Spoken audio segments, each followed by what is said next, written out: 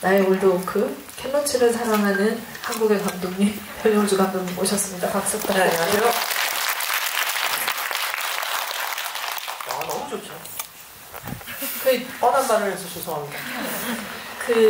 약간 요즘은 캔러치 감독님이 심파하고 하시기로 하셨나? 왜 이렇게 자꾸 울리시는지 모르겠어요. 진짜 계속 지금 북동부 3부작으로 가서는 그냥 마지막에 좀 넉넉히 우는 것 같은 느낌인데 감독님 많이 우셨죠? 이 영화는 시작과 함께 훌쩍거리게 만들잖아요. 그러니까 그 앞전 영화들은 어느 순간 우는 포인트가 분명히 있었거든. 네. 그래서 이거 못 참겠다 이러고 엉엉 울었다면 이 영화는 엉엉 운 부분은 전 없는데 네. 계속 울컥울컥 하면서 막 이게 되게 1월에 개봉하기 너무 잘한 것 같아요. 우리가 정초라는 것은 반성과 계획을 세우는 것이 1월의 목표 아닙니까? 그쵸. 네. 많은 계획들을 세우고 많이 또 착한 사람이 되려고 하잖아요. 이제 사람이 계획을 세우려면 반성부터 해야 된단 말이에요. 이 영화는 계속 나를 반성하게 만들고 뭔가 올해 원래 세웠던 계획들이라는 게 뭘 해야지? 뭘 잘해야지? 이런 나를 위한 계획을 세웠던 걸 조용히 지우고 남을 위한 계획을 지금 세우신 거예요? 그래서 저는 무슨 계획을 세웠냐면 되게 웃긴 건데 인터넷을 더 내야겠다. 인터넷을 통해서 뉴스를 보는 것을 중단해야겠다. 결국 우리를 멍청하게 만드는 것은 속도전 외엔 어떤 가치도 없는 넷상의 뉴스를 보면서 끊임없이 무언가를 판단하려는 강박이 생기는 게 문제다. 그래서 신문 구독과 시사 주간지를 구독을 시작을 했어요. 이거 신문사로서 너무 반가운. 그렇죠. 요즘 너 그만뒀잖아. 상관없잖아요. 한겨레하고 상관없잖아요. 한겨레에서 나왔는데 그때라면은 감독님을 구독자로 또 이렇게 하나 실적을 올릴 수 있었겠죠? 네, 그래서 아는 시사인 기자한테 연락을 해서 네 실적 물어보.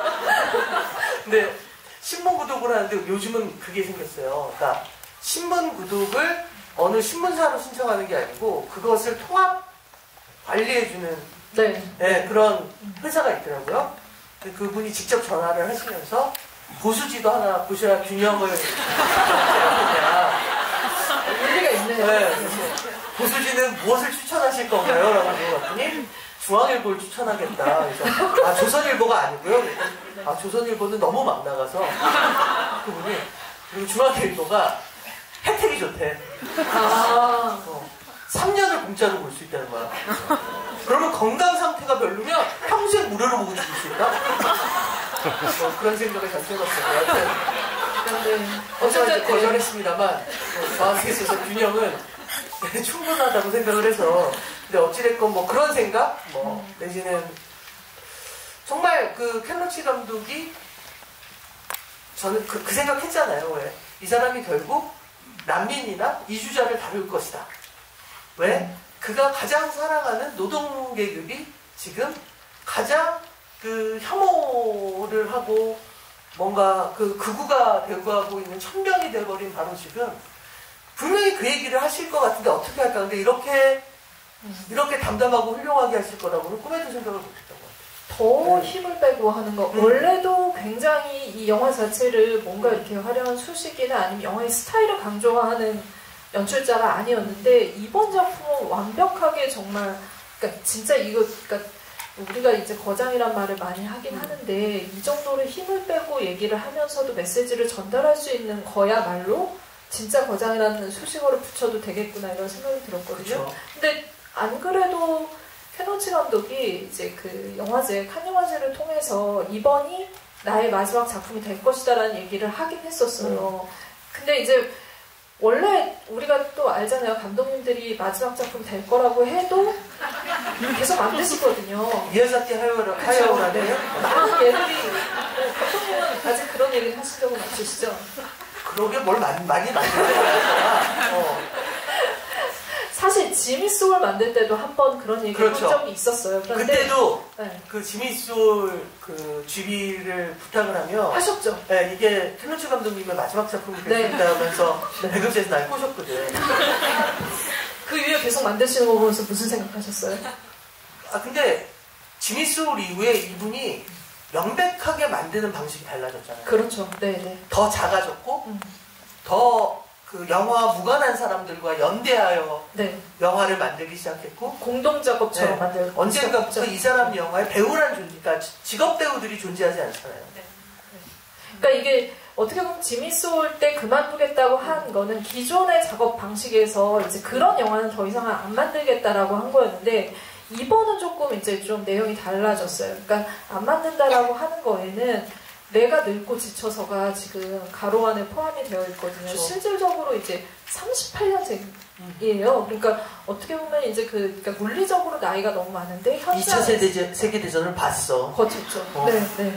그러니까 물리적으로 현장에서 작업을 하는 게 너무 힘든 거죠. 그러니까 감독님들 그 얘기 하시거든요. 배우한테 디렉팅을 할 때 보통 감독님들 가만히 안 있으세요. 근데 우리가 생각하는 것보다 훨씬 거리가 멀거든요. 근데 뛰어가서 얘기를 하잖아요. 그죠? 많이. 유일하게 운동을 할 수 있는 시간이. 그렇죠. 네. 근데 이제 그렇게 하기에도 너무너무 힘들어지기도 했고, 이제 그 공동체로 같이 작업을 하는 데 있어서도 그런 에너지 소모가 너무 많이 되고, 현장에서 서 있는 것 자체가 힘들어지기 때문에, 지금 얘기하는 거는 조금, 아, 이거는 정말 힘에 붙여서 안 하겠다라고 하는 거다라는 생각이 들어요. 그래서 더 작은 규모로, 지금에서 이제 더 작은 규모로 가면 어떻게 될지 모르겠죠. 근데 그 얘기는 했어요. 칸 영화제 하고 나서 이제 그 로카르노 영화제에서 이 작품 출품이 돼서 그 관객과의 대화를 할 때 모더레이터가 감독님 근데 진짜 그 얘기 사실이냐고 마지막 작품이냐고 그랬더니 아, 또 모르죠 라고 하시더라고요. 저는 텔로치 감독이 다큐멘터리를 찍을 수는 있다고 생각해요. 원래 다큐멘터리 하셨던 분이고 네네. 그 이분이 더 이상 극영화를 안 찍겠다라고 하는 것에는 희망이 보이지 않는? 그러니까 생각해보면 그 레이닝스톤 시절의 영화들을 보면 그 강팍하고 힘든 상황에서도 희망이 계속 있어요. 희망이 계속 있어요. 그러니까 그것은 굉장히 판타지 같은 희망이죠. 레이닝스톤 같은 경우는 이 사람이 사람을 죽인 거나 주인공이 사람을 죽인 거나 다름없는데 신부는 너는 괜찮다라고 할 뿐만 아니라 심지어 그냥 없어져 버리잖아요. 그 사건 자체가. 그 은폐를 할 수 있게 어떻게 보면은 조력자가 신부가 오히려 되는 상황이잖아요. 그런 거라든가 또는 그 이후의 영화들을 보면 그 극단으로 몰린 상태에서 옆에 서 있는 사람들이 있잖아요. 근데 점차적으로 그것이 불가능하다. 그러니까 그 레인스톤에서 보면 젊은 애들한테 투덜거리잖아. 쟤네들은 큰일이야, 저 멍청해서 큰일이야. 쟤네들은 안 싸워서 큰일이야. 뭐. 라고 하는 게 진짜 진심으로 그런 세상이 되었고, 언제나 있었던 젊은 세대들에 대한 그럼에도 불구하고 라는 기대가 진짜 존재하지 않잖아요.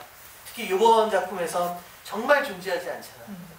그러니까 아이들이 깨닫거나 이럴 일이 없다라고 생각하는 것을 깔고 있기 때문에 아이들이 학교도 안 가고 뭐 안 가도 괜찮을 것 같고 그런 상태에서 자기가 서사를 만든다는 것이 그러니까 가끔 그런 생각을 하거든요. 그러니까 이야기를 만들 때 가장 힘든 시기가 뭐냐면 세상에 대해서 두려움을 느끼거나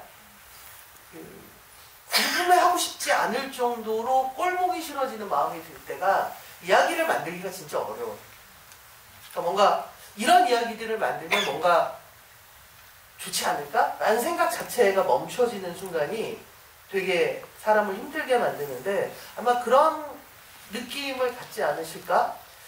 이 영화를 보면 정말 오래 찍지 않았을 거고 충분히 함께 이야기를 해서 그야말로 워크숍처럼 같이 의논을 한 다음에 그 공간도 많지 않잖아요. 동네 하나 정해서 딱딱딱딱딱딱 찍고 아마 2달을 넘지 않았을 것 같다는 생각이 드는데 그렇죠. 왜냐면 거의 아니라 이분이 노동 조건을 되게 중요시 여기는 분이라 하루 몇 시간 노동하기로 합의했느냐에 따라 좀 다를 수는 있어요.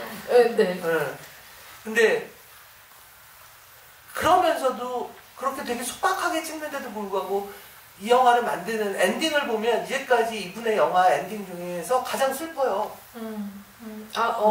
어떤 위로도 없어. 그러니까 그래서 이 올드 오크의 이를테면 마치 지미 소울 같은 공간인 거잖아요. 그렇죠. 네, 어떻게 네. 보면 상징적으로는 네. 무언가가 이제 그 화해하고 연대할 그렇죠. 수 있는 공간이죠. 지미 소울이 그래서 살아나겠냐고. 안 되는 거거든. 그리고 간판도 여전히 못 고칠 거고. K 떨어져 버릴 것 같아요. 여전히 이 남동생은 학교 가서 엄청나게 맞고 다닐 거고. 네. 사람들은 혐오의 언어를 하는 것에 대해서 추호도 부끄러워하지 않을 거고. 네. 야, 어떻게 아일랜드 사람들이 다른 사람을 혐오하는 말을 할 수 있냐고. 지들이 그렇게 당해놓고. 어떻게 쟤네들이 기네스 맛을 알 거라는 말 따위를 어떻게 아일랜드 사람이 할 수 있냐는 것에 대한 문제제기조차 하지 못하잖아요, 감독이. 그러니까 사실 진짜 지미 소울을 이제 그 전에 보신 분도 있고 이걸 보고 보셔도 좋을 텐데 공간이 가지는 의미는 여전히 우리한테 필요하고 그런 공간이 필요하지만 그때는 적극적으로 주인공이 그러면은 지금 이렇게 무의미해진 공간을 어떻게 되살릴 것인가에 대해서 굉장히 투쟁적으로 이제 운동을 하거든요. 이걸 어떻게든 살려보겠다고. 근데 이 바의 주인은 그게 없죠. 어떻게 없죠. 보면. 네. 없고 해도 안 될 거라는 걸 알고 있고 본인도 이미 좌절을 겪었고 앞으로도 나아지지 않을 거라는 어떤 절망감 같은 것들이 저변에 이미 깔려 있기 때문에 여기서 진짜 그 K라는 처음에 이 오크에 이게 떨어지는 게 나중에 아무리 붙여놔도 돈이 생길까요? 돈 안 생길 거잖아요. 계속. 그렇죠. 그리고 그 바 주인, 남자 주인공은 네. 발렌타인이야 이름이. 네, 발렌타인은 이제 성인병하고 막 전면전을 할 거라고. 왜냐면 이제 이거 중요해요. 이거 중요해요. 강아지가 없기 때문에 더 이상 그나마 하루에 한 번 걷는 것도 안 할 거란 말이야. 산책. 그리고 한국이면 이를테면 아침에 일어나서 한 알약 8알씩 먹는데 영국은 알약을 안 줄 거란 말이에요. 비싸서. 의료 네. 시스템 자체가 없으니까 어떻게 보면은 사실은 네네. 의료보험이라는 걸 처음 발명한 나라가 영국인데 근데 네. 이제 끝났죠. 네. 대처 시대로 그러니까 캔로치의 영원한 숙적이었던 대처가 이 영국을 이미 망친 지 오래됐고 그리고 이제 그 이후로 뭐 의료 시스템에 이런 기대할 수가 없어졌으니까. 그러니까. 그래서 저는 그 대사가 제일 슬펐어요. 중세시대 때부터 지었던 게 분명한 성당에 가서 너무 아름다워서 희망을 갖고 싶어진다. 근데 희망을 갖고 싶어질 정도의 아름다움이 뭐냐면 세상이 여전히 진화하고 있던 오래전의 인류의 문명인 거예요. 지금의 현실에서 아름다움을 발견하지 못하고 찾을 수가 없는. 찾을 수가 없어서 이를테면 과거의 돌들을 봐야지 그것이 오히려 아름답다라고 느껴질 수 있다는 게 그러니까 거기서 희망을 가질 수밖에 없다는 게 되게 슬픈 얘기인 것 같았어요.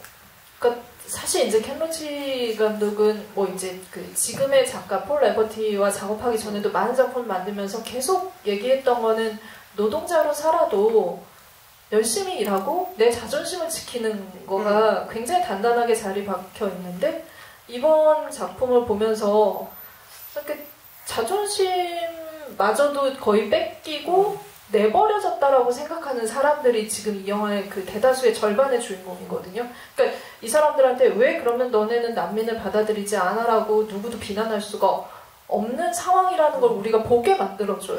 그 마을이 얼마나 폐허가 되어 있는지. 그리고 이 영화에 나오는 다양한 부분들이 사실은 우리가 한국 사회에서 살면서 느끼는 거예요. 그러니까 맞아요. 네. 왜 그 집만 주고 난 안 줘?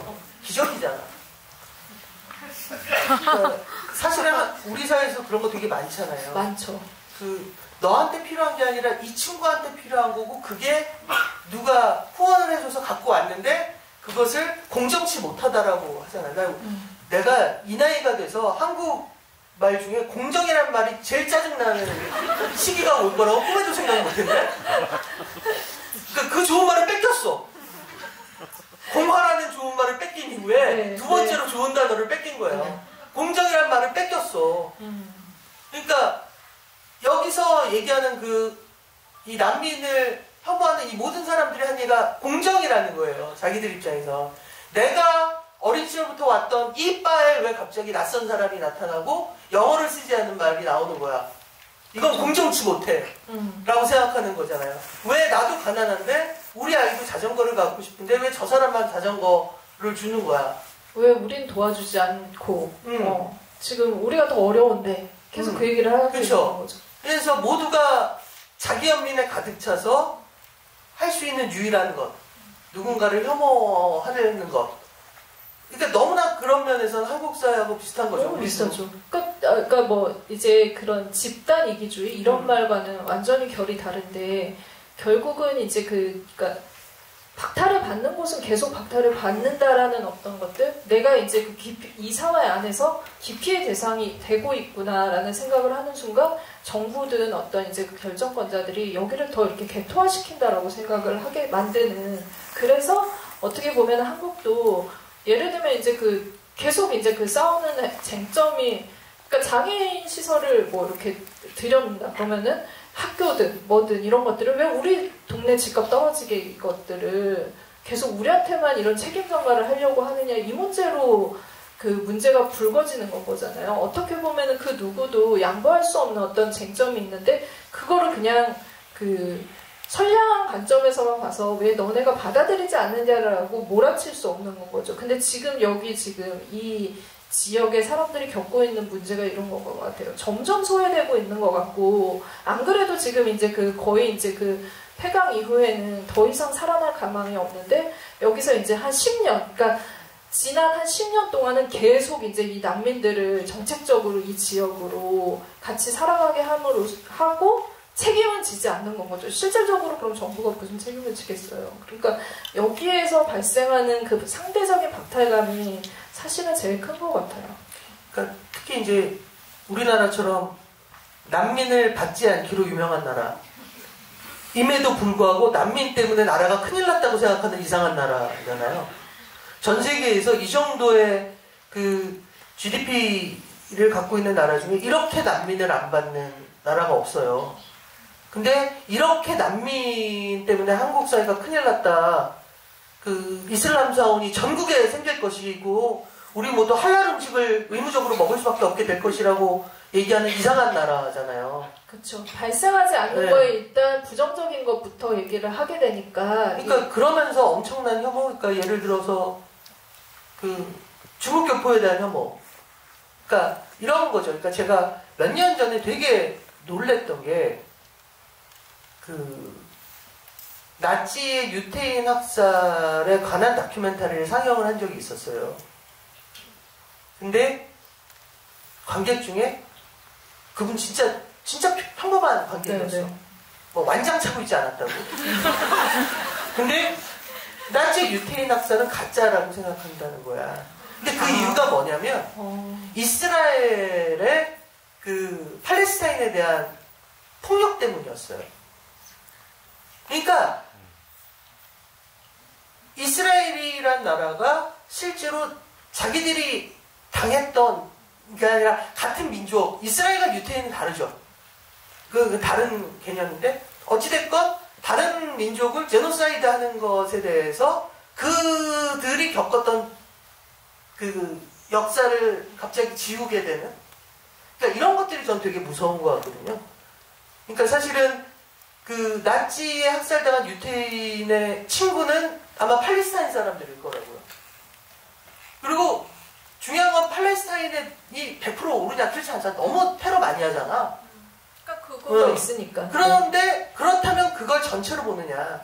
그러니까 이런 고민, 그러니까 이를테면 시진핑이라는 중국의 정치 권력이 잘못하는 거와 상관없이, 그렇다면 이를테면 중국 교포는 이를테면 어떻게 보면 제1교포하고 역사가 비슷하잖아요. 둘 다 반강제로 떠날 수밖에 없었던 그것에 대해서 왜 이럴까? 또는 우리가 외국인 노동자에 대해서 진심으로 외국인 노동자들이 우리나라의 20대 남성들의 직업을 뺏고 있는가?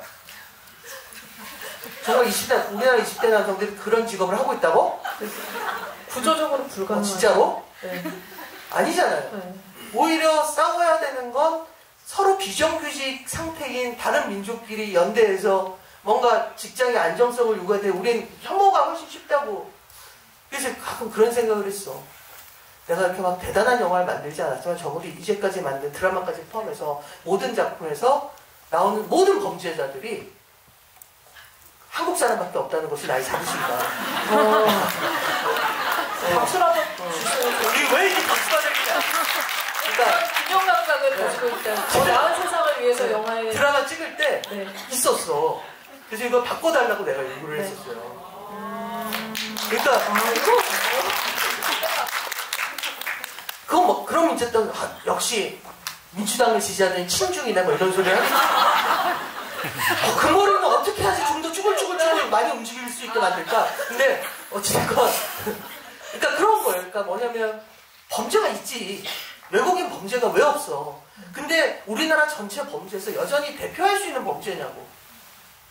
근데 우리는 뭔가 빌런을 구축할 때 어느덧 이상한 억양의 한국말을 쓰는 사람들을 선택해 버릇하는 그것을 빨리 고치지 않는 한 캔로치는 희망을 못 가질 거라는 거예요. 그렇죠. 네. 그러니까 이미 내가 이제 가진 게 없다라고 생각하는 순간 박탈당할 것 같은 어떤 두려움 같은 것들이 분명히 있을 수밖에 없잖아요. 거기서 영화에서도 계속 이제 이들이 들어와서 학교에 계속 다른 언어들을 쓰는 교사를 더 지금도 어려운데 그럼 교사 더 고용해야 돼? 그러니까 이런 경우의 수를 계속 그치. 만들어내는 건 거예요. 아 그럼 우리 더 힘들어질 것 같은데? 우리도 살 데가 없는데? 우리도 지금 힘들어 죽겠는데? 우리도 자전거가 없는데? 이 얘기들을 그 만약에를 계속 가지고 가게 되는 건 거죠. 그래서 그게 불신이 바탕이 되면은 결국에는 모든 일들이 꼬일 수밖에 없는데 도움의 손길을 이제 주더라도 계속 의심의 눈길로 보는 건 거죠. 그 아이를 도와주잖아요. 쓰러져서 현기증이 나가지고 못 먹어가지고 당이 떨어져가지고 누워있는 아이를 도와주는데도 그 엄마는 몰아세우죠. 들으려고도 하지 않고. 이런 것들이 계속 결국에는 그러면은 이게 만약에 이제 더 심각해지면은 뭔가 이상한 폭동으로 갈 수도 있고 여러 가지 일들이 안 좋은 일들이 발생을 하게 되는 그 단계까지 엄마는 가죠. 사과를 하잖아. 나중에 어. 그쵸. 그 아저씨들 문제지. 홈에 모여 계신 어. 2시부터 기네스 마시는 분들. 네. 그 무서워서 그 돈에 가겠어요? 그러니까 왜 지금 여전히 트럼프를 지지하는 수많은 그 미국 중서부의 백인들이 멕시코 사람들 때문에 미국이 어려워졌다고 하는데 그 사람들 실제로 멕시코 사람을 만난 적이 없어요. 네. 멕시코 사람 본 적이 없다? 가끔 케이블 TV 드라마에서나 볼까? 약간 이제 더 이렇게 도시로 나가야지 볼 수 있는. 네, 멕시코 사람은 그 동네에 있지 안 와. 네. 근데 멕시코 이민 때문에 우리가 힘들다 아니거든요. 그러니까 그런 거, 그러니까 본 적이 없는 것에 대해서 예를 들면 우리 동네 이슬람 사원이 생기면 갑자기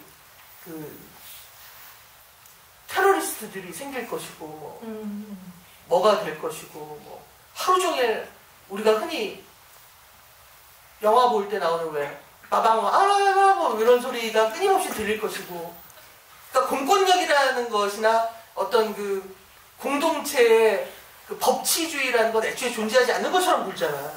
왜냐면 다 이제 개념으로 받아들이니까 뉴스에서 본 어떤 그 집단 그들이 이제 규정한 언어로만 이제 그 사람들을 대하기 때문에 그 두려움이 있는데 이 영화가 굉장히 힘이 있는 이유는 작은 걸 하나씩 가르쳐주면서 그렇게 벽을 해물거든요. 그러니까 슈크란이라는 단어를 가르쳐주면서 그게 어떻게 활용되는지를 영화에서 보여주잖아요. 그게 고맙다라는 뜻인데 나중에 마라를 잃었을 때 와서 슈크란이라는 말을 다시 하죠. 그러니까는 발렌타인이.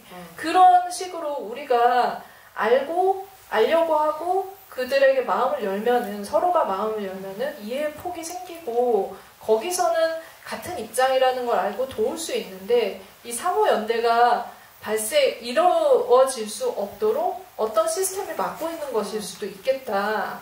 이런 것들을 영화가 어려운 얘기를 쉽게 해주고 있는 것 같다는 어려운 생각이 얘기를 들었어요. 되게 쉽게 네. 해주고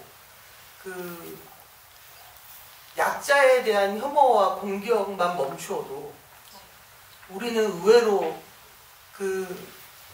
올드오크에서의 점심 식사를 같이 먹을 수 있죠. 수많은 공동체에서 할 수 있고 음식도 꽤 괜찮던데. 같이 가서 먹고 싶은 그럴 것까지야. 가보고 싶던데요. 네. 그런데 되게 좋잖아요. 그러니까 그런 것들이, 그러니까 정말 이 영화는 이제까지 켄로치라는 한국이 정말 그 왜 일정 정도 옛날에 되게 가난한 나라였다가 이제는 그렇지 않은 나라가 된 대표적인 특징 중에 하나가 켄로치 영화를 봤을 때 한국 얘기하고 너무 똑같은 거야. 지금 왜? 무슨 얘기인지 알죠? 그러니까 같은 상황인 거죠. 그 리키도 그렇고, 동아 리키도 그렇고, 다 지금 우리 한국 사회가 겪고 있는 것들. 그리고 우리가 가지고 있는 문제의 지점들, 공감할 수 있는 지점들. 그래서 켄로치 영화에서 노동조합이라는 공동체의 역사만 싹 빼면, 우린 그렇게 역사가 오래되지 않았으니까, 그러니까 그것만 빼면 되게 비슷한 것들이 많아서 이 영화 또한 우리에게 있어서는 현실이잖아요. 저는 개인적으로는 더 긍정적으로 난민을 받지 않는 한 그 여성들이 그 국방의 의무를 함께 하더라도 나라 지키기 어려울 상황이 올 것이다라고 생각을 하기 때문에 좀 더 애초에 이 한민족이라는 말 자체가 거짓말이잖아. 이렇게 삼국시대부터 전쟁이 많았던 나라에서 어떻게 피가 나만 해도 저도 일종의 이민자인 거예요. 우리 선조가. 그쵸. 고려 때 고려 때 고려로 귀화를 한 거니까. 그래서 주민등록증도 그때 받은 거란 말이에요. 성도 그때 변신한 성을 받은 거고. 원래는 아마 몽골계였기 때문에. 문현 배우랑 같은 성씨죠? 아니요, 달라요. 유한 배우 성씨는 이 한반도에 원래 있던 변씨고요. 저는 이민자 변씨예요. 그 원나라에서 노국공주를 따라온 그 호위 무사가 귀화를 한 게 우리 변씨의 시작이야. 그래서 호위 무사의 어떤 그러니까 말 달릴 뻔한 애가 선조 덕분에 농경사의 맛을 알아버렸네요.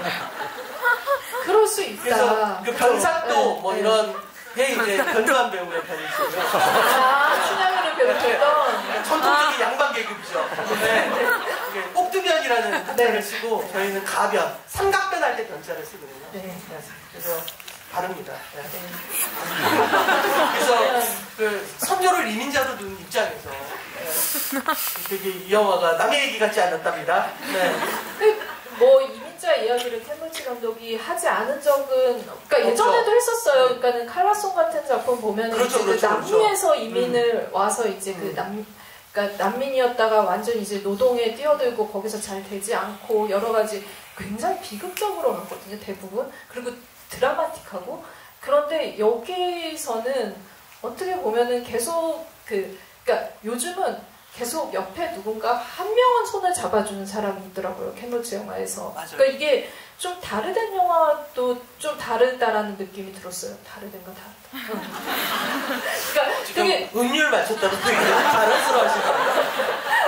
그러니까 다르된 영화도 사람을 굉장히 불안하게 몰아붙이잖아요. 카메라 워킹이든 아니면 이제 이제 캐릭터를 구현하는 방식이든 그들이 가지고 있는 터전 자체가 노동의 베이스가 아니에요. 노동을 더 이상 노동조차도 할 수 없는 사람들을 극한에 몰아놓고 거기서 위험천만한 안에서 그러면 이들을 어떻게 이 사회가 구제할 것인가에 초점을 뒀는데 그냥 유일하게 다르대는 자전거 탄 소년 같은 데서는 희망을 보여줬었죠. 근데 켄로치는 기본적으로 안정적인 구도의 카메라를 쓰고 그들이 노동에 기반을 두고 있고 굉장히 열심히 일을 해요. 그런데도 구제받지 못하는 사람들이 그럼 우리가 그냥 어떻게 연대해서 이거를 돌파하고 나아갈지를 꾸준히 그냥 자기 영화를 통해서 얘기를 해왔는데 지금에 와서 그 연대의 그것들을 어떻게 가져갈지에 대해서 더 거창하게 가지 않고 오히려 밥 한 끼를 나누어 먹는 걸로 간다라는 게 굉장히 어떻게 보면은 더 우리가 초심으로 돌아가게 만드는 그런 효과를 이 영화가 준 것 같다는 생각이 들었어요. 여기서 우리 관객 질문 좀 받다가 돌아올까요? 그럴까요? 네. 좋습니다. 그러면 저희 그 질문을 해주시면 마이크를 드리겠습니다. 손만 이렇게 살짝 들어주시면 되고요. 우리가 보통 이제 그러면 선착순 몇 분의 선물 그런 게 없어. 그러니까 마이크를 드리겠습니다. 이 영화 배급사가 작년에 엔니오로 좀 돈을 벌었잖아요. 그쵸. 엔니오 모리코네 다큐멘터리를 돈을 벌고서 그러고서 좀 쉬었어야 돼. 근데 이제 쉬었어야 되는데 안 한국 쉬고 독립영화를 한 편 하셔요. 괴인을 했죠. 괴인. 네. 그래서 내가 그때 아우 쟤네는 벌어놓으면 뭐하나 바로 쓰네. 왜 그런 거 있잖아. 왜 옛날에 왜 엄마 아빠가 야 너는 어떻게 벌면 바로 쓰고 벌면 바로 쓰고 그래 언제 집 사니 뭐 이런 말을 여기까지 이렇게 나왔었는데 끝내 캔로치 영화를 또 하시네요. 네. 그래도 괜히 잘 됐어요. 1만 넘었습니다. 1만 명 넘었죠. 네. 네. 네. 안 보신 분들은 꼭 보시길 바라면서 요 정도 얘기했으면 그 사이에 질문하실 분들이 생겼을 것 같아요. 네. 그러면 질문 나오기 전에 아무 데나 손을 드시면 돼요. 우리 배우 얘기 배우 얘기 좀 할까? 데이브 터너 얘기를 좀 해야 될 것 같은데 너무너무 연기를 오래 한 중견 배우 정도의 품성이 느껴지지 않으세요? 정말 저는 연기 잘한다고 생각해요. 빠주이? 네. 근데 아니라면서요? 그분이 원래 소방관 출신이에요. 너무 놀랍죠. 그러니까 소방관을 하다가 어떻게 하다가 이제 나다니엘 블레이크를 단역으로 출연을 하고 미안해요 리키도 단역으로 출연을 하고 그리고 나서 그러니까 켄로치 감독은 기본적으로 이제 비전문 배우를 선호를 하는 그런 연출 그걸 가지고 있는데 거기서 이제 이게 맞은 거죠. 그러니까 추구하는 그러니까 이 세상을 바라보는 방식, 태도, 생활 양식 이런 것들이 맞았던 건 거죠. 그래서 이번 작품을 같이 이제 완벽하게 주인공으로 이제 같이 연기를 하게 됐는데 전 연기를 너무 잘해서 깜짝 놀랐어요. 그러니까 연기를 너무 잘하고 여기 나오는 난민으로 이제 출연하신 분들도 실제로 난민이라고 실제로 네. 근데 이제 여기 이제 터전을 잡았죠. 그래서 자기들의 경험이 실제로 이제 이 영화가 만들어지고 나서 너무 비슷해서 본인들도 깜짝 놀랐다고 하는데 기본적으로 연출을 할 때 대본을 안 줘요. 홍상수 감독이에요? 일종의 어떻게 보면. 그러니까 비전문 배우랑 같이 이걸 연대해서 마치 공동체처럼 영화를 만드는 방식을 꾸준히 유지를 해왔기 때문에 대본을 주지 않고 이 이후에 어떤 일이 발생할지, 그러니까 예를 들면은 발렌타인한테 무슨 일이 벌어질지 모르게 하는 건 거죠. 그래서 어떻게 찍냐면 영화는 기본적으로 왜 지미 스홀처럼 안 찍겠다고 한 거냐면 보통 영화 규모가 커지고 제작비가 많이 들어가는 이유는 그 제작비에 맞춰서 어떤 프로덕션의 순서를 정해야 되잖아요. 그 제작 규모에 맞게. 근데 켄로치는 순서대로 찍어요. 그 순서대로 찍는 이유는 이 배우들이 실제로 이 상황에 빠져들어서 이 캐릭터가 돼서 이 캐릭터가 어떤 방식으로 이 세계를 돌파하고 나갔는지를 보고 거기서 즉각적으로 반응하는 것들을 영화에 담으려고 하는 건 거죠. 그래서 여기에 나오는 대부분의 사람들이 그런 것들을 모른 채로 이 켄로치가 그리는 세계에 맞닥뜨려서 결정을 하는. 근데 되게 이런 거장 감독들의 특징은 홍상수 감독도 마찬가지거든요. 대본을 안 주고 그날 주긴 하는데 그래서 그러면 애드립이 많은 거라고 했을 때 애드립 없어요. 그러니까 켄로치 감독 영화도 90% 이상은 애드립 없이 정해진 감독의 각본, 그러니까 폴 레버티라고 같이 계속 작업한 각본가의 각본에 따라서 만들어지긴 하는 거죠. 그렇게 유도하는 거죠. 감독과 각본가가 그곳에서 완성해내는 거죠. 그 언어, 그렇죠. 공간의 언어를 완성하는 거고, 저는 켄로치 감독이 정말 어떤 면에서 되게 윤리적, 사실은 사회주의자이고 영화 감독이 윤리적이기까지 하기가 힘든데. 근데 이분은 그걸 해내잖아요. 네, 일치되어 그래서 저는 전 세계의 영화 감독 중에 유일하게 천국을 갈 양반이라고 생각을 해요. 기본적으로 우리는 자연 파괴하는 일을 주 일로 한단 말이에요. 전기를 쓰니까. 그것도 많이. 근데 영화를 순서대로 찍는다는 건 뭐냐면 세트를 짓게 되면 그 세트를 영화 촬영 기간 내내 갖고 있어야 돼요. 그럼 돈이 많이 들죠. 그래서 보통은 보통의 감독들은 그 세트에서 찍을 분량을 따로 모아서 그걸 찍고 나온단 말이에요. 맞아요. 그게 쓸데없는 돈도 낭비하지 않고 또는 노동에 힘든 것도 덜하죠. 그래서 영화를 순서대로 찍는다는 건 사실은 특히 이제 보통의 상업 영화 환경에서는 저는 개인적으로 마음속으로 그 감독의 무분별한 사치라고 생각할 때가 되게 많았어요. 왜냐면 제작비가 3배, 4배로 뛰니까. 근데 켄 로치는 알고 있는 거예요. 자기는 그 순서대로 찍어야 되기 때문에 그렇다면 세트에서 찍지 않겠다? 나가는 거죠. 네. 그리고 전문 배우를 쓰지 않음으로 해서 공동체 안에서 영화를 만들겠다? 그래서 실제로 순서대로 찍은 영화와 순서대로 찍지 않았을 때의 영화의 촬영 기간이 거의 비슷할 거예요. 그러니까 그러면서 되게 훌륭한 감독이라는 거죠. 자기가 하고 싶은 어떤 것을 잘하기 위해서 무언가를 펑펑 소비해내는 것이 아니라 무언가를 어떻게 세이브해낼 것인가를 고민한다는 점에서 되게 훌륭한 영혼을 가진 감독인 것 같아요. 그러니까 기본적으로는 어쨌든 이제 그 뭐 누벨바그든 뭐든 이런 영향을 켄 로치는 받을 수밖에 없는 시기를 살아온 감독이잖아요. 근데 이제 그 이후 60년대 이후에도 그러니까 훨씬 더 그런 스타일리시한 어떤 이제 그 어떤 사조를 만들기 위한 영화를 찍기보다는 그러면 내가 이 이야기를 하기 위해서 제일 필요한 방식이 뭔지를 계속 자기만의 어떤 걸로 합리적으로 만들어 와서 지금의 이제 형태를 만든 것 같아요. 그래서 배우들과도 영화를 만들면서 초질간한 얘기는 이 켄 로치 감독이 이번 작품이 15번째 칸 영화제에 간 거였거든요. 그리고 이제 그 한국연예상을 2번 받았잖아요. 그 사이에 뭐 심사위원 특별상, 심사위원상도 받았단 말이죠. 근데 자기 영화는 예술 영화가 아니다라는 얘기를 계속해요. 이건 그냥 공동체 작업이고 나 혼자서는 만들 수 없고 이 작가, 촬영, 그리고 이제 프로듀서, 같이 일한 프로듀서, 심지어는 배우들도 전문 배우가 아닌 사람들이 우리가 같이 함께 연대해서 만드는 일종의 어떤 이 가치를 전달하기 위한 도구다라는 얘기를 하기 때문에 공동체 문화활동입니다. 네네. 예술이라고 생각을 하지 않는다라는 얘기를 계속 하는 거죠. 그러면서 정말 전무후무한 예술을 만드는 거죠. 그래서 이분이 그야말로 영화와 자기 자신과 공동체의 환경과 이 모든 것이 일치하는 거고 그건 정말 쉽지 않은 일이라고 생각해요. 그래서 저는 누군가가 미국의 켄 로치, 이를테면 뭐 일본의 켄 로치, 한국의 켄 로치란 말 되게 아무렇지 않게 하는 걸 위험한 말이다. 삶을 그렇게 우리가 켄 로치의 영화와 비슷하다는 건 켄 로치처럼 산다는 거잖아. 그건 정말 힘든 일이고 저는 못해요. 그러니까 어떻게 영화가 이를테면 내 운동의 그 연장선일 수 있지?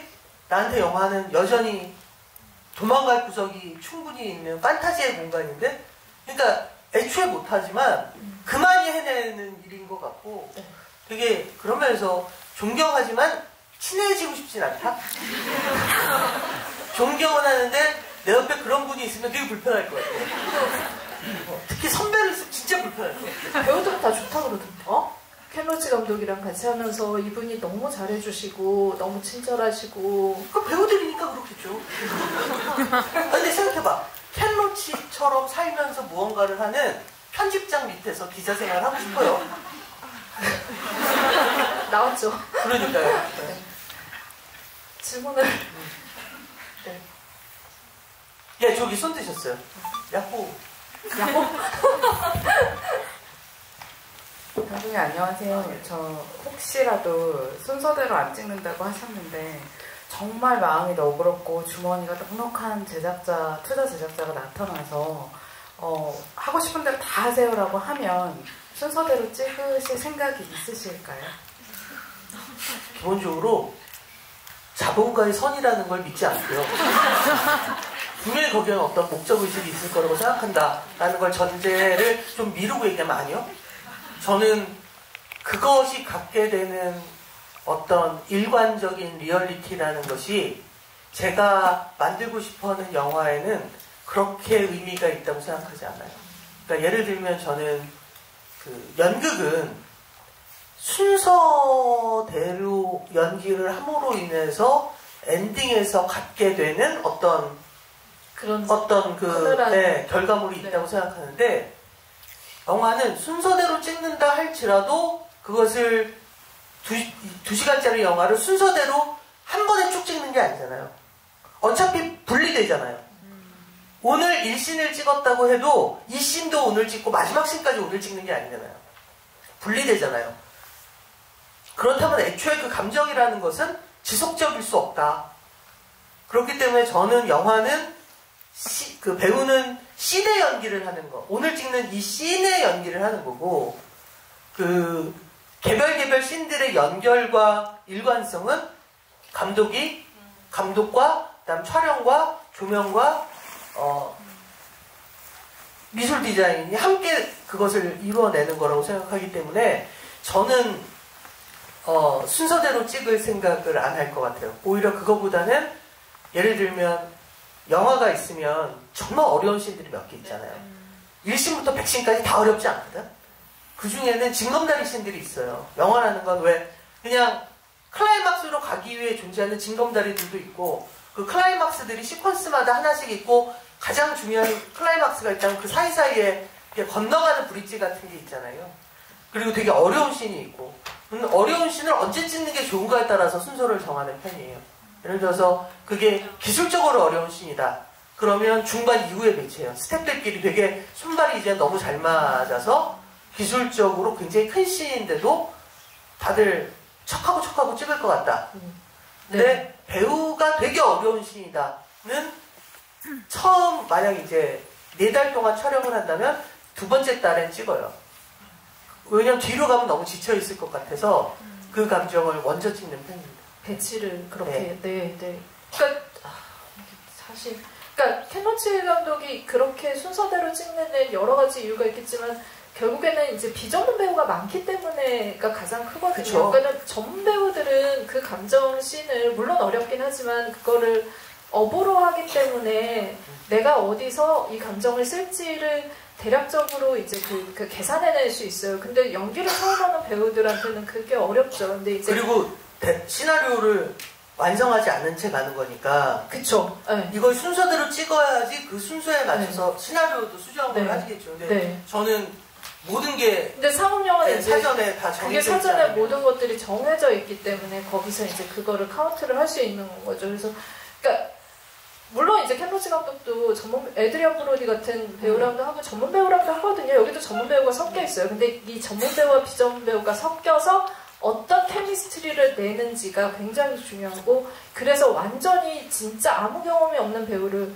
오디션을 본다라는 걸 할 때 우리가 생각하는 일반적인 방식의 오디션을 하지 않는 거죠. 왜냐면 그거는 경쟁을 시키는 건 거잖아요. 사람들한테 내가 이 역할에 꼭 돼야 된다라는 어떤 그 마음을 가지고 경쟁을 해서 거기서 이기게 만드는 그런 방식을 선호하지 않는 건 거죠. 그러니까 이 모든 방식들이 어떻게 보면 자기가 추구하고자 하는 삶의 그 가치랑 연결되어 있다고 보시면 좋을 것 그렇죠. 같아요. 네네.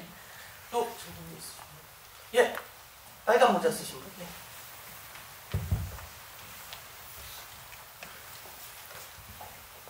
예, 안녕하세요.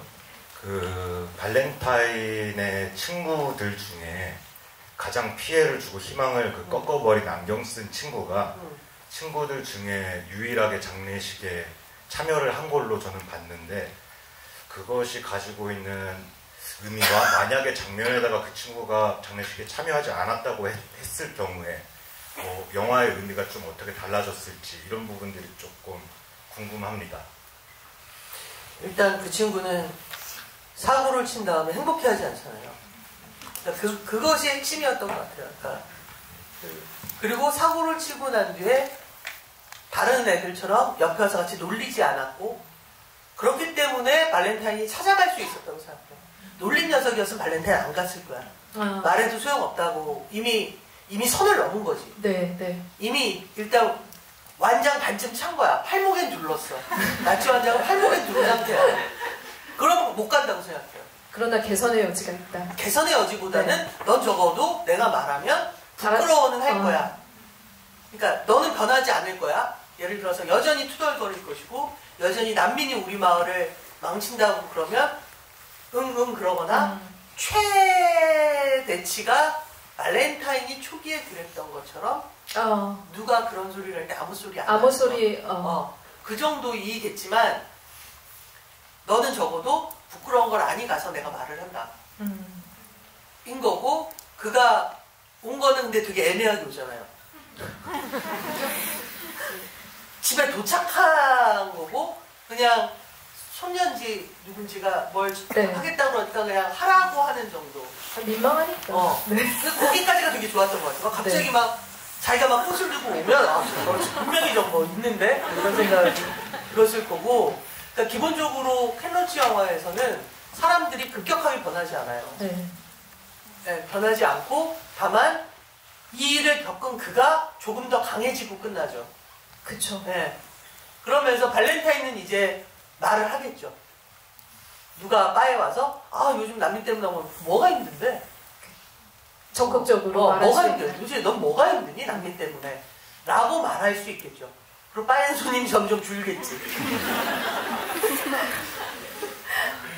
근데 진짜 근데 그러니까 발렌타인이 그 질문을 받았을 때 너는 그때 무슨 얘기했냐라고 하는 게 저도 그랬거든요. 저한테 하는 질문 같다라는 생각이 들었었어요. 그러니까 모든 사람들에게 어떤 그런 선택지 그리고 우리가 이제 순간순간 판단을 하고 있는 것 같아요. 그래서 어떻게 보면 이제 그 다양한 유형들이 그 친구들을 통해서 기네스 마시는 분들을 통해서 구현이 된 것 같다. 그래서 되게 저는 이제 네 질문. 고귀한 질문. 흰모자 쓰신 분 옆에 계신데.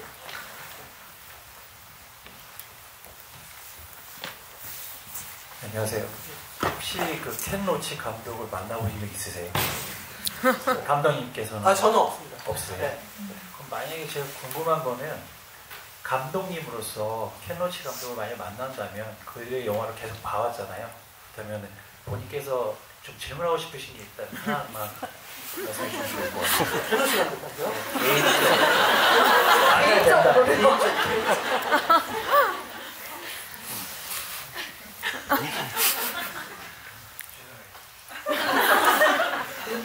빨리 물어보세요. 일단 그런 것 같아요.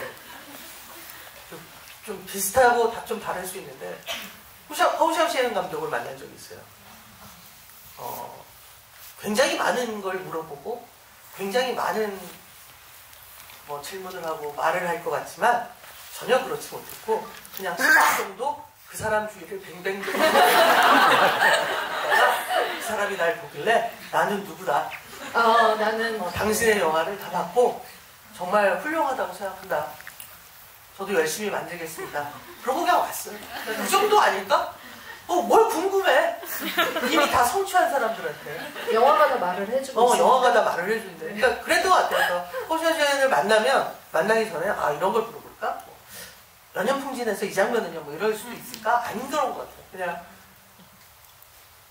존경을 표하고 조용히 내 자리로 돌아가 밥을 먹는다. 이 정도일 것 같다는 생각이 들고요.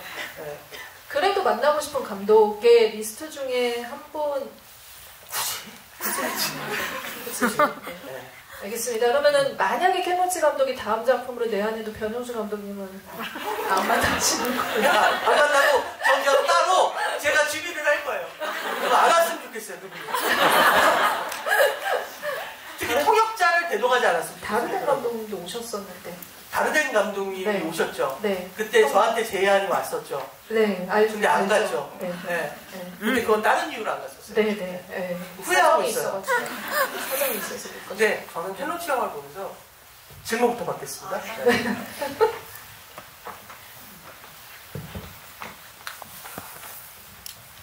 네, 저 진짜 개인적으로 궁금했는데, 감독님 피드 올린 거에서 영화를 보고 너무 울어가지고, 우리 이렇게 했다, 이런 글을 제가 본 거예요. 근데 이제 저는 뭔가 되게 어떤 상업영화나 이런 것도 익숙하다 보니까 되게 익숙한 플롯이랑 익숙한 어떤 감정의 전개랑 달라가지고 그냥 잔잔하게 아리는 거지, 뭔가 감정이 고조돼갖고 폭발해서 너무 슬프다, 이렇게 못 느꼈는데, 그래서 변 감독님이 아까 얘기하시기 희망 관련된 부분 말고 혹시 영화를 보시면서 어디서 막 눈물이 막 펑펑 터지거나 그런 게 있으셨는지 궁금했어요.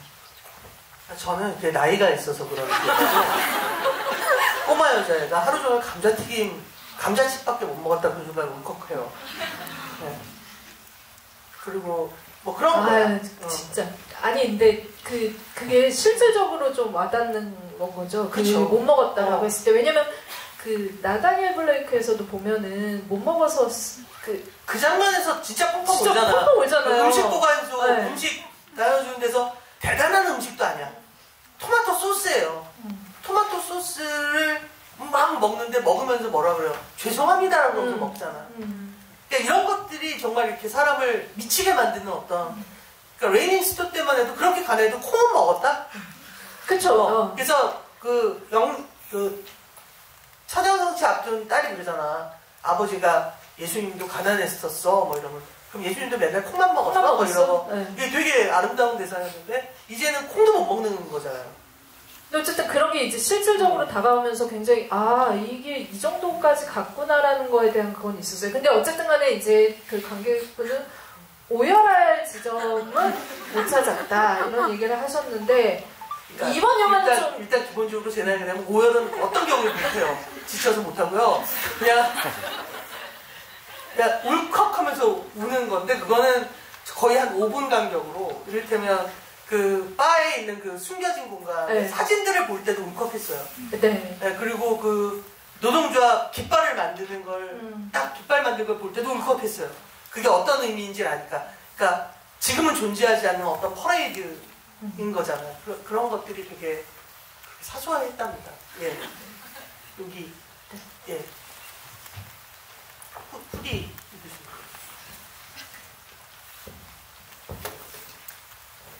네, 안녕하세요. 그 처음에 약간 감독님 이 영화를 만드신 감독님 아이들에게서도 희망을 못 찾는 그런 게 그리셨고 영화도 결말도 어떤 극복해야 나갈 지점 같은 것도 보여주지 않는다 이렇게 얘기를 해주셨는데 그러면은 그 감독님이 그래도 지금 그나마 희망을 가질 수 있는 어떤 그런 부분들이 있으신지 그 변영주 감독님께서 그러면 지금 태어나고 있는 사람들은 그냥 조용히 일상을 살다가 지구 종말이 오거나 그러면 그냥 그렇게 죽을 수밖에 무참하고 무력하게 죽을 수밖에 없는 건지를 여쭙고 싶습니다. 네. 영화를 보면서 되게 저는 동화 같다는 판타지 같다는 생각이 사실 들었거든요. 아까 희망이 없다 하셨는데 저는 저희 아리라는 친구 옆에 발렌타인이라는 아저씨가 있다는 거, 그러니까 서로가 여기 부를 수 있는 문제가 있다는 거, 그리고 막 서로 막 욕하고 괴롭히지만은 되게 마을 공동체라는 게 있다는, 그러니까 같이 모여서 맥주 한 잔을 마실 수 있는 펍이 있고 마을 사람들이 거기에 모여서 같이 이야기를 나누고 싸우더라도 어쨌든 간에 오래된 친구들이 있고 이런 공간이 있다는 것 자체가 되게 따뜻하게 느껴졌어요. 근데 사실 지금 우리가 사는 사회는 공동체가 사실은 사라지는 사회 같다는 느낌이 들거든요. 그래서 저희가 진짜 살아가는 사회가 아까 말하면서 정말 희망이 별로들은 특히나 되게 앞으로 살아갈 사회가 되게 막막하다는 생각이 드는데 감독님이 희망이라는 거에 대해서 어떻게 생각하시는지. 일단 첫 번째 질문하신 부분이 이게 좀 더 못되게 얘기를 한다면 그냥 가만히 일상을 살다가도 안 될걸요? 가만히 일상을 산다는 건 꽤 괜찮은 삶인 거예요. 근데 세상이 나빠지면 일상을 못 살죠. 일상 자체가 지옥이 되겠죠. 사실은 지금 이 영화의 아이들의 일상은 지옥이잖아. 이게 말이 돼? 영국이 그렇게 가난한 나라야? 그 유럽의 달리기조차 하기 힘들 정도로 굶은 애가 저 아이 하나겠냐고요. 근데 아무도 그것에 이 아이가 하루 종일 감자칩을 하나 먹었어요. 분명히 이 친구는 소화당뇨예요. 내가 보기엔. 너무너무 힘들어하잖아. 단 걸 계속 단 거 먹으면 괜찮아질 거라고 급하게 불을 끌려고 하는. 그러니까 가난으로 인한 소화당뇨야. 근데 그것에 있어서 아무도 놀라지 않는다는 거예요. 그러니까 많다는 거잖아요. 그러니까 뭐냐면 일상 자체가 애초에 붕괴된 거잖아요. 그리고 저는 우리에게도 이미 존재하고 있을 것이다. 그렇다면 희망은 뭘까? 그러니까 그 고민을 계속 이 영화를 보면서 계속 그 생각을 저도 했던 것 같아요. 그럼 뭐 어떻게 해야 되는 거지? 그러니까 뭐 그게 전 고작 그거였던 것 같아요. 신문을 구독해보는 것. 그 다음에 그런 생각을 했어요. 켄로치 영화를 볼 때마다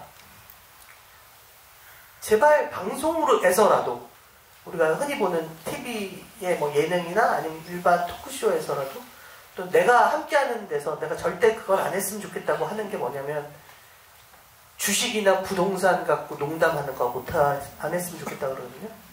이번에 주식으로 대박이 났다면서요. 난 그 말이 언제나 어떻게 들리냐면 그래서 너 때문에 누구 하나가 주식으로 쪽박을 쳤다며 라는 말과 동일하다고 생각해요. 자본주의에서 누군가 주식으로 갑자기 돈을 많이 벌었다면 그 많이 번 만큼 해서 그 주식을 산 사람은 지금쯤 망했겠지. 부동산도 그렇잖아요. 최고 고점을 쳐서 집을 비싸게 팔았어요. 그 비싸게 산 사람 지금 어떨 거냐고 라는 점에서, 그러니까 전 자본주의를 무시하자는 거가 아니라 적어도 우리가 그런 얘기를 함부로는 안 하면 좋겠다. 그러니까 방구석 일렬을 하면서 그런 농담이 나오면, 그러니까 누군가가 그런 농담을 하면 꼰대라고 욕해라 이러면서 그냥 피디한테 그건 뺐으면 좋겠다. 누군가는 그거를 되게 기분 안 좋게 들을 수도 있지 않냐. 그러니까 고작 그런 것들, 그러니까 이런 별것 아니고, 또는 아까도 말씀드렸지만 편합니다. 그 범죄 집단 구성할 때 외국인 범죄 집단만큼 편한 게 없어요. 되게 공포스럽거든요. 근데 적어도 그렇지 않는 것, 또는 뭐 그런 거 있잖아. 뭐 장기 매매 뭐 이런 것들이 정말 사실은 쉬운 일이 아니라는 거. 장기 매매는 거의 불가능한 범죄예요. 그래서 대부분 원래 그래서 뭐 정말 그렇잖아. 그 주위에 간이나 뭐 신장 이런 거 너무 힘들어서 그 수술 받아야 되는 분들이 정말 그 수술이 쉬워요. 엄청난 검사가 필요하잖아요. 네. 근데 그걸 무슨 백화점에서 받았죠. 신장 2개 이런 건 불가능하거든요. 근데 그런 어떤 것들이 사람들을 공포로 온단 말이에요. 어떤 특정 집단에 뭐 이를테면 대림동에 가면 뭐 누가 뭘 주는데 그걸 먹으면 쓰러지고 그 다음날 뭐 등 뒤에 뭐 칼자국이 나온대. 이런 게 사실은 혐오잖아요. 더 흉악하게 만드는, 그러니까 그런 거로부터 최대한 좀 멀리 가려고 애써보는 것, 또는 뭐 누군가한테 절대로 하지 않는 말, 정말 너 싫다라는 말을 최대한 좀 안 해보려고 애써보는 것, 뭐 이런 것들을, 이 별것 아닌 뭐 하나를 올해 목표로 세워보는 거. 분명히 연말에 후회하겠지. 내가 이걸 또 수천 번을 했을 텐데 뭐. 또는 그런 거, 그러니까 여성에 대해서도 끊임없이 지금 말도 안 되는 범죄가 벌어지고 있는데 다들 그래서 그 얘기를 하면 야, 남자는 범죄 피해자가 되지 않냐라는 말이 이 자리에서 제일 무서운 말이라고 생각하거든. 그러니까 무슨, 누가 지금 엄청나게 얻어맞았어. 편의점에서 단지 머리가 짧다는 이유로 너 페미지 뭐 이러면서 어떤 여자를 팼어. 그럼 야, 남자도 맞을 수 있어가 말은 되는데 그게 다 나올 말이냐고. 누군가가 맞았다는데 야, 어떻게 맞을 수 있어? 어떻게 그런 폭력을 해? 로부터 시작해야 되는 어떤 것들이 완전히 사라진 것 같은. 그러니까 그 지난 몇 년 동안 엄청나게 활동을 이준석이라는 사람을 비롯해서 되게 열심히 잘한 것 같아요. 이토록 자연스럽게 우리로 하여금 그 사람의 시선을 그쪽으로 돌릴 수 있나. 그러니까 누군가가 넘어졌을 때 첫 대사는 안 다쳤어지. 그러길래 똑바로 걸어. 그건 우리 돌아가신 우리 엄마가 되게 마음이 메마른 인간인데 우리 엄마도 안 그랬다고. 일단 안 다쳤니 물어본 다음에 야, 그러길래 조심하면서 다녀야지라고 하는 건데, 우리는 갑자기 누군가가 퉁 하고 넘어지면 그 순간부터 다들 중계방송을 하잖아요. 자, 과연 저 사람 일어날까요? 별풍선 주세요. 뭐 이러고 있는 것 같은 느낌? 그러니까 이런 세상을 바꿀 생각이 없는 거예요? 라고 우린 물어봐야 되는 것 같다는 생각을 계속 해요. 그러니까 맨날 그런데 저도 잘 모르겠어요. 차라리 이러다 외계인이 쳐들어왔으면 좋겠어요. 제일 먼저 죽어야지. 아니, 근데 항거조차 안 할 거야.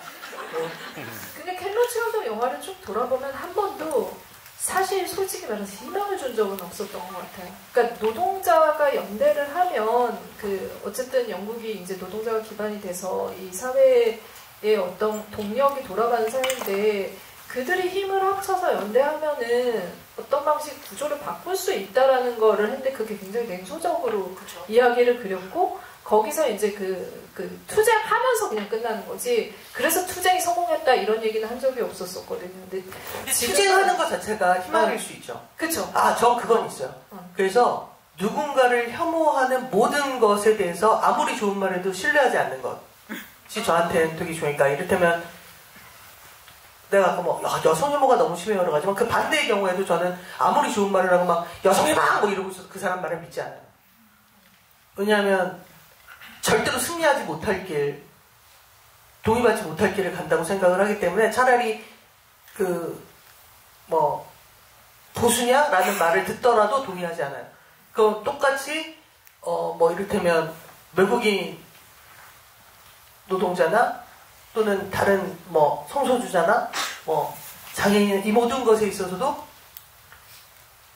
철저하게 좀 반대적 혐오 발언도 듣지 않으려고 하는. 그러니까 우리 모두가 되게 흡신 말인데 이쁜 말 좋은 말 써야 된다 라는 생각을 해요. 그러니까 그렇게 애쓰는 것만 해도 되게 중요한, 별것 아닌 것? 그러니까 세상을 못 바꾸겠죠. 이 정도의 별것 아닌 걸로. 근데 그냥 단역 캐스팅을 할 때 소방서 4명이 필요하다. 그럴 때 연령과 성별을 섞어보는 것, 또는 종합병원 촬영을 하는 날이다. 왔다 갔다 하는 보조 출연이 필요할 때 혹시 보조 출연 업체에 외국인도 있냐. 그래서 그분들을 보조 출연에 섞어보는 것. 이 정도예요. 아무것도 아닌 것.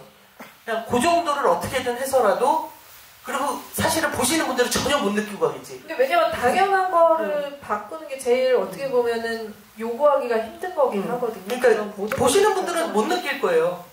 근데 그냥 20대 여성이 영차하고 이동식 배드를 드는 거를 그냥 뻔하게 보여주는 어떤 것, 또는 어떤 남성이 바느질을 정말 섬세하게 잘하고 있는 걸 그냥 뻔하게, 와가 아니고 그냥 뻔하게 보여주는 어떤 것들이 이미지들을 끊임없이 제공해야 될 의무가 우리에게 있는 것 같다는 생각을 끊임없이 해요. 그러니까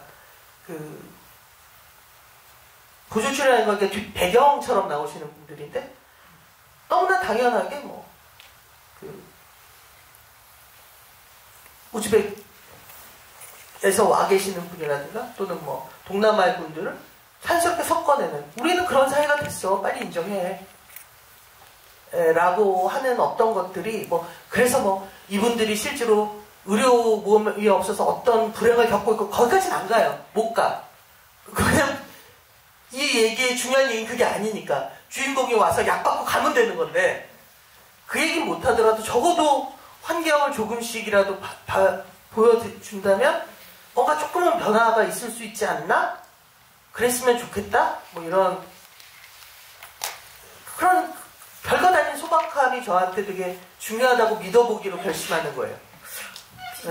이 영화를 보고 나서 거의 이제 그러니까 영화에서도 차 한 잔을 하러 들어오라고 하는 어떤 그런 거를 하거나 아니면 밥을 같이 먹는 거 정도. 과자도 줘. 제한만 주는 게 아니에요. 그게 사실 이제 해결책은 되지는 못하죠. 그런 거 했는데 사실 감독님 지금 말씀하신 것도 차 한 잔이나 밥 한 끼 같다라고 저는 지금 얘기 들으면서 생각이 들거든요. 거대하게 뭔가 혁신을 하는 건 아니지만 생각해볼 문제라는 생각이 드는데, 그래서 거의 마지막 답변 같다는 느낌이 들었는데 손 드신 분 너무 많아가지고 한 번만 더 드릴까요? 네. 네. 저기 안경 끼신 분. 네. 안경 끼신 분 중에 그리고 마스크 하신 분 그랬다가 또 놀랐어. 그리고 두 분 각자 질문을 하세요. 네. 각자 하신 분. 저는 이제 최근에 나 다니엘 브레이크, 미안해 리키, 나의 올드 오크가 영어 제목을 보면 나 아이, 그다음에 유, 언 제목이 유더라고요. 그다음에 오크는 공간을 이제 올드 오크 한 것 같아서 혹시 이거에 대해서 어떻게 생각하실지 여쭤보려고.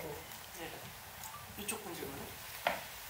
저는 지금 보출 캐스팅 하실 때 이런 거 얘기를 듣다가 생각이 난 건데, 사실 저는 지금 그냥 이걸 영화로 보면서 그러니까 운동이나 상징 연장이라고 생각하지 않고 그냥 영화로 이야기로 봤을 때 로라라는 캐릭터가 되게 마음에 들었거든요. 계속 돕자고 말하는 사람이고 계속 뭐를 너도 해봐라, 네가 직접 해라, 왜 너 예전엔 잘하더니 안 하냐 그런 얘기도 하는 사람이고, 그리고 사실은 이제 막 욕하고 막 화내고 이럴 때도 이제 저 새끼랑 일 못하겠다 이런 태도를 취하지 않고 기다려주는 그런, 계속 한결같이 거기서 계속 누군가를 약간 울컥해서 말하다 보니까 누군가를 돕는 사람이라 되게 좋았는데, 두 분은 혹시 이 주 메인 캐릭터들이나 아니면 다른 캐릭터 중에 또 뭔가 마음이 가는 캐릭터가 있으셨는지 그게 궁금해요. 첫 번째 질문에 대해서 되게 주관적인 생각일 수밖에 없는데, 계속 그 켄 로치 감독은 가난한 사람들에게 너라는 사람이라는 자부심을 가져야 돼라는 얘기를 하잖아요. 엄청 중요하죠. 그러니까 자기 자신에 대한 자부심, 삶의 자부심이 있어야지 타인을 혐오하지 않을 수 있다고 생각하거든요. 근데 내가 가진 게 많기 때문에 자부심이 드는 게 아니라, 그러니까 가난은 불편하죠. 가난한 건 무섭죠. 사실 무서워요. 하지만 가난을 혐오하는 순간 우리는 가난한테 패배하는 거라고 생각을 하고 있기 때문에 끊임없이 이 감독은 나, 우리라는 공간이, 그러니까 이를테면 밥 먹는 자리 같은 것들을 만들어낸다라고 믿고 있는 것 같아서, 맞아요. 이 사람이 여전히 그 희망을 놓지 않고 있구나, 그건 아닐까? 뭐 이런 생각을 하게 되는 것 같고요. 인권 문제가 사실은 핵심인 것 같다는 생각은 드는 게, 옛날 그 작품들을 봐도 빵과장미 같은 거 봐도 청소 노동자잖아요. 근데 엘리베이터 문이 딱 열면 사무직 사람들이 이렇게 청소를 막 바닥에서 하고 있는데 그냥 자기네들끼리 막 얘기하면서 이렇게 타넘어서 그냥 가요. 근데 이제 그 다른 이제 그 처음 이제 신참으로 들어온 이제 그 이민자한테 그 얘기를 하죠. 우리가 이거 입고 청소 노동복 입고 있으면 저 사람들은 우리가 안 보여. 라는 얘기를 해요. 그러니까 이게 노동자로 일하면서 우리의 어떤 그런 거, 개인이 가지고 있는 주체성 같은 것들이 사실은 상당히 많이 침해받고 있다라고 생각을 해서, 그 부분에 대해서 레이닝스톤 같은 데서는 돈이 없어도 자기 딸 그 옷은 사주려고 하는 건 거잖아요. 우리도 노동을 해서 그런 인격적인 대우를 받을 그 구조가 되어야 한다라는 게 이 켄 로치 감독이 계속 만들려고 하는 사회이기 때문에, 그 부분에 대해서는 한 번도 놓치지 않고 가는 것 같고, 이 공간은 그런 것들이 이루어질 수 있는 최후의 보루 같은 공간이에요. 그러니까 다른 곳이 모두 이것들이 안 되더라도 여기서만은 한번 지켜보자, 한번 이루어보자라고 하는 거여서, 사실 이제 올드 오크라는 원래 제목은 이제 그 올드 오크죠. 그래서 그 공간이 중요해진 것 같고, 특히나 이제 그 북동부 3부작 지금 보셨다는 그 작품으로 오면서 그 부분에 대해서 더 세게 얘기하고 있는 것 같다는 생각이 들었어요. 저도 그 친구, 그리고 그 친구가 좋았어요. 지역활동가, 우리 지역에도 그런 분이 계셨으면 좋겠어요. 나 진짜 그분 말 잘 들을 자신 있어. 맞아. 근데 좀 캐릭터가 좀 멋있어요. 그리고 왜 그 발렌타인이 강아지를 만났던 것처럼 마지막에 그녀가 오잖아. 그것도 되게 좋았던 것 같고, 예. 있을 거예요. 우리 동네 은평구가 얼마나 괜찮은데. 훌륭한 지역 활동가 분들이 계실 거예요. 네, 실제 모델에서 가져오지 않았을까라는 생각이 들고, 저는 뭐 강아지 마라. 너무 귀엽지 않아요? 오늘 보신 분들 애차 하시면은 걔가 달려오는 모습 다시 보시면은 깜짝 놀라요. 너무 귀여워가지고. 근데 꼭 그거 젊은 애들이 네. 그런 큰 게 상한 게 아니에요? 선격? 를 갖고 다닐 때 좀 주의를 많이 하셨으면 좋겠어요. 왜 그럴까? 어쨌든 친구 이상의 어떤 그 존재가 있으면은 아무리 절망적인 상황이라도 살아나갈 수 있다라는 걸 그 강아지를 통해서, 나라를 통해서 얘기해 주는 것 같아서 잊을 수 없는 그 동물 연기자 중에 하나였죠. 걔도 각본이 없이 그냥 했을 거예요. 그죠? 그쵸. 못 알아들었을 거예요. 네. 근데 되게 훈련이 잘 된 강아지 같더라고요. 아, 네. 정말 어렵거든요.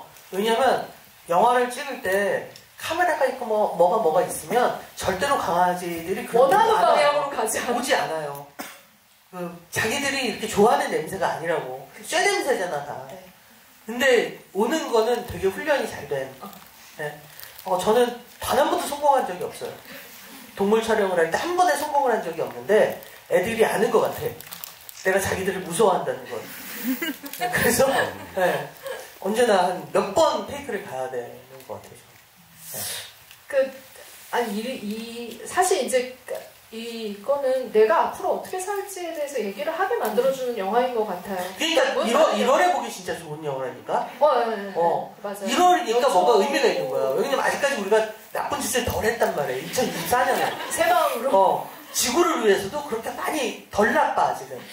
그렇잖아. 1년 12달로 따지면 1월달 전기밖에 아직 안 쓰고 있잖아요. 내가 좀 좋은 네. 사람이 될 수 있는 마음을 먹고 실천하기에 딱 좋은 시기에 제대로 때마침 타이밍 맞게 도착한 것 같다는 생각이 들고, 사실은 보다 보면은 햄버치 감독이 그간에 했던 정말 그러니까 이 영화를 이렇게 만들면서도 40년 만들면서도 해왔던 모든 영화 요소들이 사실 조금 있거든요. 근데 그러면은 지금 본인이 이제는 어쩌면 나는 더 못 만들 수도 있겠다는 생각을 했을 때 어떤 얘기를 할까를 생각했을 때 이 얘기를 했다는 게 되게 중요한 것 같아요. 그쵸. 우리 모두가 이분이 언젠가는 난민 얘기, 외국인 노동자 얘기를 할 거다. 왜냐면 첨예하니까. 근데 그걸 이렇게 서정적이고 쉽고 네. 직시하며 풀 거라고는 생각을 못했었고, 그런 면에서 정말 주위에 많이 권해주셔서 이게 개봉이 한 건가요? 아니면 내일 개봉합니다. 내일 개봉이요? 네. 바로 일찍 보셨네요, 여러분들. 네. 축하드려요. 내일 개봉을 하니까 좀 주위에 많이 올려주시면 되게 좋을 것 같다. 네. 정말 희망이라는 거에 대해서 다시 한번, 진짜 요즘은 희망을 섣불리 갖기 힘들 정도로 많은 어려움에 처해진 분들이 많은데, 옛날 같으면 SNS에 많이 올려주려고 하는데 요즘 내가 SNS를 안 하니까 잘. 감독님? 네. 그러니까 SNS에 대해서 어떤 불신감. SNS가 우리를 망치는 12가지 중에 하나다라고 생각을 요즘 많이 하기 때문에. 네. 하지만 나쁜 것도 좋겠으면 좋은 게 되겠죠. 그러니까 SNS에 많이 올려주시고요. 사실 그냥 다시 보시면 진짜 게시판에도 올려주세요. 동네 게시판에도. 이 아파트 게시판에 올려야지. 신문에 감독님 신문에 기고하세요. 신문 쓰시니까. 일을 하라고요 또? 어쨌든 저도 이 영화 같이 토크를 감독님이랑 하자고 했을 때 새해 선물 같다라는 생각을 했는데, 새해 선물? 네. 진짜 그 말을 이제 입 밖으로 냈었거든요. 근데 여러분들도 이 영화를 보시고 좀 주변을 돌아보기도 하고 내가 가지고 있는 선입견이 무엇이었나를 조금 더 올해는 더 많이 생각할 수 있는, 우리도 공동체의 일원이니까 한번 그렇죠. 그런 계기가 됐으면 좋겠어요. 그리고 또 이제 마지막 영화라고 하니까 뭉클하긴 한데 또 만드셨으면 좋겠다라는 생각이 들고, 어차피 그건 남의 일이고요. 햄버치 감독님 만수무강 하시기를 바라면서 진심으로 남의 일이네요. 지금 아까 질문 못 들었어요? 왜 지금 우리 사회가 이러다가 지구가 멸망할지도 모른다는 그런 얘기까지 들었는데, 지금 고작 이미 살 대로 산 2차 세계대전도 본 적이 있는 그분의 만수무강을 표현해야 될 때야? 왜냐면 젊은 친구들을 좀 생각하라고.